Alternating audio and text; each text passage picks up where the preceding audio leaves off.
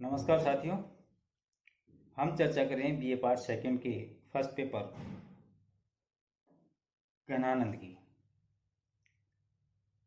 ज्ञानानंद के बारे में हमने काफ़ी कुछ चर्चा की। आपके पाठ्यक्रम में जो व्याख्या पाठ है उसके अब तक के पिछले 6 सवैयों की कवित्व की अपने चर्चा की। अब हम इसके आगे चर्चा करते हैं। दीनन के फेर सो भयो है हेर फेर ऐसो, जाको जाको फेर हेर फेर कहे हेर बो, गरल गुमान की गरावई दशा को पान, करी करी दोष रेनी प्राण घट घोर बो, हेत खेत चूरी चूरी सास पाव राखी, विष सम देख बान आगे उर ओटबो, जान पारे जो न मन भावे हो आनंद घन, भूली तू न सुमरी परे को चट चोटबो, तिये सो सिराती छाती तोई ते लगन ताती, तेरे बाटे आयो है अंगारी में लौटबो। इस छंद में एक नायिका की नायक से बिछुड़ने के बाद उसकी याद में क्या स्थिति होती है, क्या उसकी विरह में उसकी क्या स्थिति होती है और कैसे उसे याद करके तड़पती है। वो इससे याद आता है संयोग के वो दिन जब वो साथ साथ थे और किस तरह प्रेम में एक दूसरे में जीते थे। छोटी छोटी बातें संयोग के दिनों की उन्हें हरदम याद आती हैं और जब वो चीज़ें याद आती हैं साथ रहने पर, उनकी प्रेमपूर्ण की हुई बातों को जब वो याद करती है तो उसका हृदय और ज़्यादा बौखला जाता है और ज़्यादा द्रवित हो जाता है, उसकी याद में खो जाती है और दिन रात उसकी स्मृति में, यादों की स्मृति में खोती हुई अपने आप को दुखी महसूस करती है। क्या कहती है? दिनन के फेर सो, कि संयोग के दिनों के वियोग में बदल जाने से, दिनों के फेर पड़ने से स्थिति वही है। एक स्थिति में प्रेमी जन एक साथ रहते हैं, प्रिय और प्रियतमा एक साथ रहते हैं, चारों तरफ खुशहाली का वातावरण होता है, उसे खुशी मिलती है। लेकिन जब वो बिछुड़ जाते हैं तो वही दिन किस तरह बिछुड़ जाते हैं, अलग लगने लग जाते हैं। दिनन के फेर सो बयो है हेर फेर ऐसो, कि संयोग के दिनों में वियोग के बदल जाने से सुखी जीवन में इतना परिवर्तन हो गया है कि जाको हेर फेर करे हेर बे हेरबो, कि संयोग के दिनों की स्मृतियों को ढूंढने के लिए जाको हेर फेर करे हेर बे हेरबो, कि संयोग के दिनों की स्मृतियों को ढूंढने के लिए स्वयं खोज को भी खोजना पड़ता है। क्या बात कही है! खोज को, जिस चीज को हम खोज रहे हैं वो खोज भी अपने आप को भूल गई है, उस खोज को भी खोजना पड़ रहा है। गरल गुमान की गरावती दशा को पान, और विष के अभिमान को भी गला देने वाली विरह की दशा। गरल गुमान को ही गरावनी दशा को पान, विष के अभिमान को भी गला देने वाली विरह की दशा का पान कर करके, यानी चुपचाप सहन कर करके रात दिन करी करी दोष रेनी प्राण घट घोर बो, रात दिन प्राणों को शरीर में घोट दिया जा रहा है, यानी प्राण बाहर निकलना चाहते हैं, दम लेकिन शरीर के अंदर घुट रहे हैं, दम घुट रहा है। इस विरह दशा रूपी विषपान से ही छुटकारा नहीं मिलता, प्रत्युत इतने पर भी प्रेम के रण क्षेत्र में हेत खेत धूरी चूरी, हेत खेर धूरी चूरी चूरी सास पांव रखियो, इस इतने पर भी प्रेम के रण क्षेत्र की धूल में अपनी सांसों को चूर्ण कर करके मिलाया जा रहा है, फिर भी पीछे हटने का नाम नहीं, अपितु उस परम जो आनंद की जो घड़ी है, उस परम आनंद की घड़ी के विषैले बाणों को छाती पर वीरतापूर्ण विष सम देग बाण आगे वो उठबो। विष सम देग बाण, उस वीरता, उस जो विषैले जो बाण है, विरह के जो बाण है, उनको वीरतापूर्व छाती पर सहन करना है। एक प्रेमी बिछुड़ जाता है, विरह की अवस्था उत्पन्न हो जाती है, वो संयोग की स्थिति को या स्मृति के रूप में याद करता है, और जब उसे याद करता है तो उसके हृदय में वेदना उत्पन्न होती है, दर्द टीस उत्पन्न होता है, और उन सारे दुख के घड़ी को, सारे दुख की के क्षणों को वो अपनी छाती पे लेता है, अपने सीने पे लेता है, सहन करता है। वो किसी से कह नहीं पाता है, गूंगे के गुड़ के समान हो जाता है। और इस प्रकार जान प्यारे जो न मन भावे तो आनंद घने, सब कुछ सहने पर भी प्रिय सुजान के आनंद के मेघ बादल तुम्हें नहीं चाहते कि तुम उनके कटाक्षपात से होने वाले आघात की व्यथा का पछतावा ध्यान में लाना भूल जाओ। प्रिय से प्रियतम बिछुड़ गया, मिलने की आकांक्षा इच्छा है, रखता है, वो चाहता है कि वो उसे मिले। उसके विरह के बाण उसकी छाती को वेद रहे हैं, दर्द उठ रहा है सीने में, आंखों में देखने की चाहत है, लेकिन इतना सब कुछ होने के बावजूद एक प्रेमी फिर भी ये चाहता है कि वो सुजान, वो प्रेमी जो आनंद की बरसात करने वाला है, उसकी यादें उसे हमेशा आती रहें, उसकी यादों में उसका हृदय विदीर्ण होता रहे, उसे भूलना नहीं चाहता। इतना दर्द सहने के बावजूद भी वो उसकी याद में खोना चाहता है, रहना चाहता है। भूली न तू सुमरे परे को चट चोटी बो, इससे तो केवल पछतावा ही हाथ लगेगा, क्योंकि इस प्रकार दूसरों को हाथ करने से उनकी जो छाती ठंडी होती है, उनके उस आघात से जो संताप उत्पन्न होता है, जो दर्द उत्पन्न होता है, तेरे बाटे आई है अंगारी में लौट वो। कवि कहता है, तिये तो सिराती छाती तोई बे लगन ताती, तेरे बाटे आई है अंगारी में लौट वो, कि इस प्रकार तो तुम्हारी भी छाती ठंडी हो, ऐसा तुम्हारे भाग्य में नहीं है। तुम्हारे भाग्य में तो अंगारों पर लौटना है, उसे सुख भोगना है और तुम्हें दुख भोगना है। एक प्रेमी के लिए मन में मिलने की आकांक्षा तो है, निश्चित रूप से उसकी याद में हृदय में जलन तो उत्पन्न हो रही है, वेदना तो उत्पन्न हो रही है, लेकिन एक प्रेमी कभी नहीं चाहता कि जिसे वो प्यार करता है, जिसे वो प्रेम करता है, वो दुखी हो।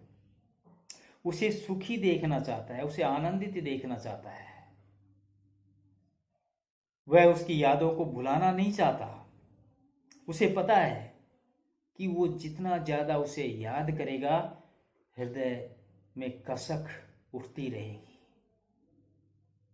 रोता रहेगा उसकी यादों में, लेकिन उसका मन कभी ये नहीं कहेगा कि जिसे वो प्यार करता है, जिसे वो चाहता है, उसे तने के भी कोई कष्ट पैदा हो, कोई दुख, कोई पीड़ा पैदा हो। उसे सुखी देखना चाहता है, और वो चाहता है कि वो हमेशा सुखी रहे, और उसके दुख भगवान उसे दे दे। खुद दुख भोगना चाहता है, उसे सुखी रखना चाहता है। यहाँ एक विरहिणी नायिका की व्यथा और उसका उपलब्ध अपने प्रेमी को दिए गए उपलब्ध की एक मार्मिकता का चित्रण यहाँ पर कवि ने किया है। और सुख और दुख भाग्य में लिखे हुए एक विधि का विधान है, जिसे सभी को भोगना है। एक लोक आस्था को यहाँ पर कवि ने व्यक्त किया है।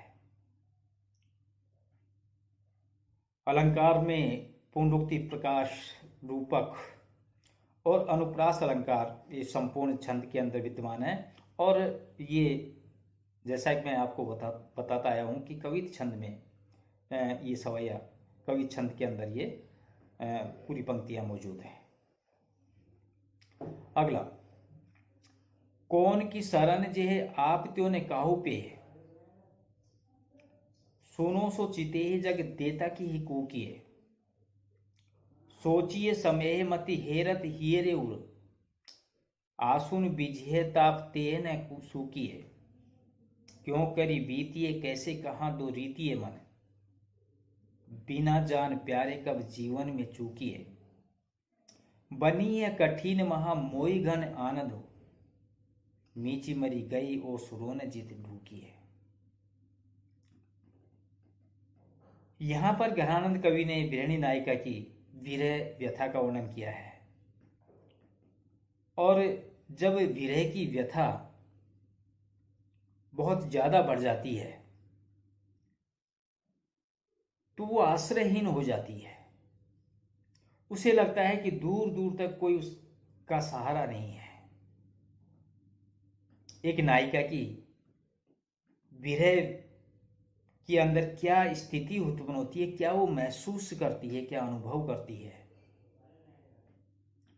उसको यहां पर कवि ने बताने का प्रयास किया है। कौन की शरण जो, वो कहती है कि मेरा प्रेमी मुझसे बिछुड़ गया है, दूर चला गया है, लौट कर नहीं आया, और उसके चले जाने पर मैं बेसहारा हो गई हूं। अब मैं किसकी शरण में जाऊं? आप त्यों ने काहू पे, अपने समान, जिस प्रकार एक नायिका अपने प्रेमी से बिछुड़ने के बाद में दुखी है, वो खोजती है ऐसी एक दुखियारी को जो उसके दर्द को समझ सके, और दर्द को वही समझ सकता है जो जिसने किसी से प्रेम किया है। वो खोजती है एक ऐसी ही दर्दिली नायिका को या दर्दिली प्रेमिका को जो उसके हृदय की भावना को समझ सके, लेकिन इस स्थिति में उसे कोई ऐसा मिल ही नहीं रहा है जो उसके समान हृदय में दर्द लिए हुए बैठा हो। सुनो तो चिते है जग, अतिशय विरह व्यथा और निराश्रय में तो सारा संसार सूना सा दिखाई देता है। जब प्रेमी प्रेमिका से बिछुड़ गया, संसार में कोई ऐसा सहारा उसे नहीं मिल रहा है जो उसकी बातों को समझ सके, उसके दर्द को समझ सके, उसकी मन की पीड़ाओं को समझ करके उससे बात कर सके। तो उस अतिशय स्थिति में, उस वेदना की स्थिति में उसे संपूर्ण संसार सुनो सो चिते जग, पूरा संसार सूना सा दिखाई देता है। दैया की तिक्कू की है, विरह में विदीर्ण हृदय लिए हुई एक नायिका कहती है कि हाय दैया, हे देव, कहाँ जाकर प्रियतम को पुकारूं, कूकिए पुकारूं, कहाँ मैं अपने प्रियतम को पुकारूं, कहाँ वो मुझे मिलेगा। मैं निरंतर चिंता में लीन रहती हूं, सोचिए समय मति हेरत हियरे उर, बुद्धि उसे खोजने पर स्वयं खो जाती है। एक नायिका की विरह का कोई और छोर नहीं है। महसूस कर सकते हैं कि अगर आप किसी से प्रेम करते हैं और जब उससे बिछुड़ जाते हैं, क्या संसार की सारी चीजें आपको अच्छी लगती है? शायद नहीं। हर क्षण हर पल आपको उसी का ध्यान रहेगा। जो चीजें आपको खुशी प्रदान करने वाली होती है वो चीजें भी आपको दुखी करेंगी, क्योंकि आपने तो अपना सर्वस्व उसे दे दिया है जो आपके हृदय के अंदर बैठा हुआ है, लेकिन अब वो तुमसे बिछुड़ चुका है। इसलिए बुद्धि, क्योंकि एक मन का विषय है, हृदय का विषय है, बुद्धि का विषय नहीं है प्रेम। नायिका कहती है कि बुद्धि उसे खोजने पर भी स्वयं खो जाती है। हेरत हियरे उर, अपने वक्ष स्थल अपने हृदय में आंसुओं से भिगोती रहती है। आंसू ने भीजिए तापती है तन सूखिए, पूरा शरीर आंसुओं से भीग रहा है विरह वेदना के कारण। फिर भी यह शरीर विरह वेदना के संताप से तपता हुआ सूखता जा रहा है। विरोधाभास, विपरीत अवस्था। अपने प्रेमी से बिछुड़ती है नायिका और बिछुड़ करके आंसुओं से अश्रुपात करती है, पूरा शरीर आंसुओं से भीग जाता है। लेकिन उस प्रेम की जलन में वो आंसू जब शरीर पे पड़ते हैं, गिरते हैं, तो तुरंत सूख जाते हैं, शरीर और सूखने लगता है उस विरह वेदना के कारण। क्यों करी बीती है, अब मैं किस प्रकार अपने विरह व्यथा के दिनों को बिताऊं, किस प्रकार इन कष्टों को का निवारण करूं, कैसे कहाँ दो रीतिए मन, किस प्रकार और कैसे अपने हृदय, अपने मन को चिंता से मुक्त करूं। क्योंकि ये मन, ये हृदय तो दिन रात उसी ओर ध्यान लगाता है जिससे बहुत ज्यादा प्रेम करता है। मेरे प्रेमी के साथ साथ ही चला गया है। मैं भूलना चाहता हूं, मैं भुला नहीं पाता हूं। मैं हंसना चाहता हूं, हंस नहीं पाता हूं। मेरी बुद्धि उसे खोजना चाहती है, लेकिन खुद लुप्त हो जाती है। क्या विरह व्यथा है इस यहां पर इस नायिका की। बिना जान प्यारे कब जीवन में चूकी है, बिना प्रियतम सुजान के किस प्रकार अपना जीवन समाप्त करूं। अर्थात प्रियतम सुजान को देखे बिना मरा भी तो नहीं जाता। अत्यंत पीड़ा है हृदय के अंदर, दर्द है हृदय के अंदर। अपने आप को जलाना चाहता है, अपने आप को नष्ट करना चाहता है, लेकिन अपने प्रियतम को देखे बिना मन मरना भी तो नहीं चाहता। दुखी है, कष्ट में है, वेदना में है, लेकिन एक सच्चे प्रेमी का हृदय ही जानता है कि उसकी आंखों में एक बार देखने के बाद जो दिल को सुकून मिलता है, एक ही विरह में पीड़ित व्यक्ति ही समझ सकता है। वो जीना भी उसी के लिए चाहता है और मरना भी उसी के लिए चाहता है, तो उसके देखे बिना नायिका से मरा भी तो नहीं जाता। बनी ये कठिन महा मोई घन आनंद यो। घनानंद कवि कहते हैं कि इस प्रकार मेरे सामने बड़ी कठिन स्थिति आ गई है।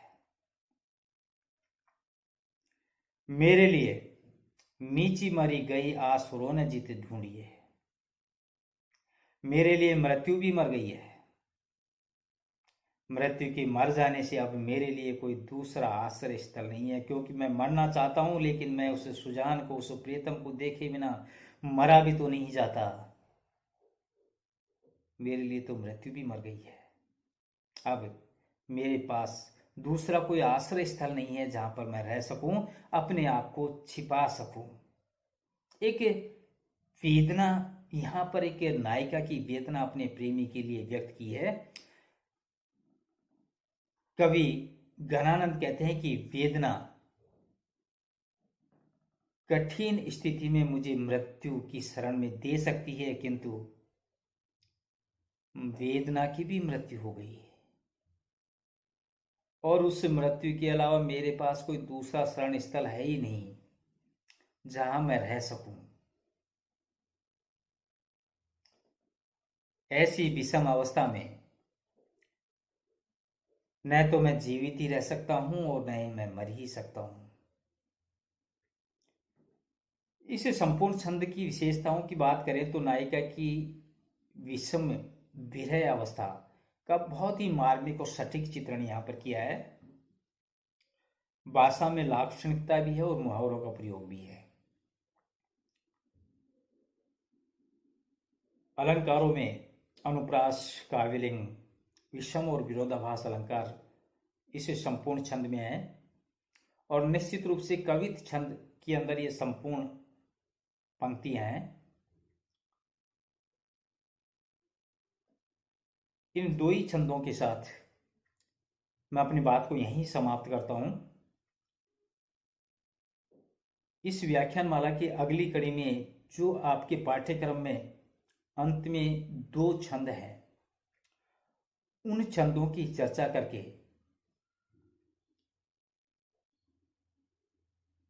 घनानंद के इस चैप्टर को हम यहीं खत्म करेंगे। तब तक नमस्कार, बाय।